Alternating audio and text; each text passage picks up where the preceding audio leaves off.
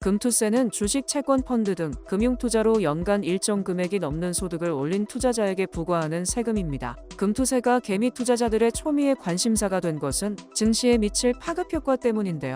금투세가 시행을 불과 5개월여 앞두고 무력화 수순을 밟게 됐습니다.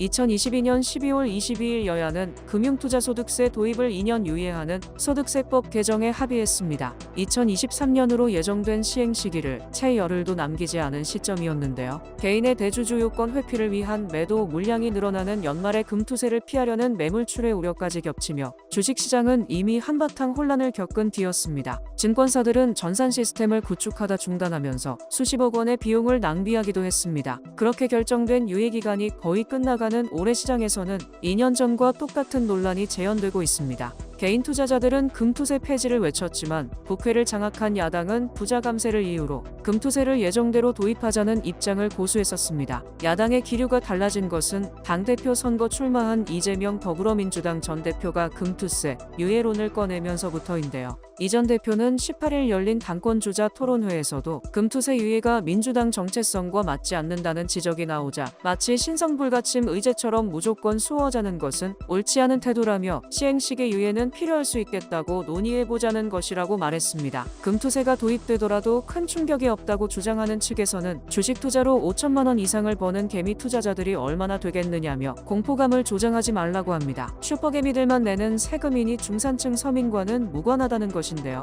실제로 정부가 추산한 금투세 대상자가 전체 주식 투자자의 1%인 15만 명에 불과한 것도 사실입니다. 하지만 슈퍼개미들의 움직임은 증시를 흔드는 변수라는 점에서 일반 투자자들과 별개로 생각할 수 없습니다. 큰손 투자자들이 미국, 일본 증시에 비해 수익률이 낮은 한국 증시에 투자하는 이유 중 하나가 세금인데 금투세 도입으로 이들이 투자처를 옮기면 국내 증시는 상승 동력을 잃게 될 수도 있기 때문입니다. 물론 주식과 다른 금융자산의 과세 형평성을 위해 금투세를 도입해야 한다는 반론도 만만치 않은 상황입니다. 한편 이날 당정은 금투세 전면 폐지 입장을 고수했습니다. 국민의힘 재정세제개편특위 위원장인 송원석 의원은 금투세로 인해 국내 주식시장이 급격히 위축될 우려가 매우 크다며 금투세가 시행되면 국내 증시에서 자금 유출이 일어나게 될 것이라고 우려했습니다. 정정훈 기획재정부 세제실장은 자본 이동이 자유로운 글로벌 시장 환경에서 우리 자본시장 성적표는 상대적으로 저조하고 해외 주식 투자는 날로 증가하고 있다며 이런 상황에서 금투세를 시행하는 것은 우리 자본시장의 투자자 이탈, 증시 침체 등 부작용이 발생할 우려가 크다고 말했습니다. 시행 시기가 임박할 때마다 유예를 반복하는 것은 우리 증시가 그만큼 변동성에 취약하다는 방증이 아닐까 싶습니다.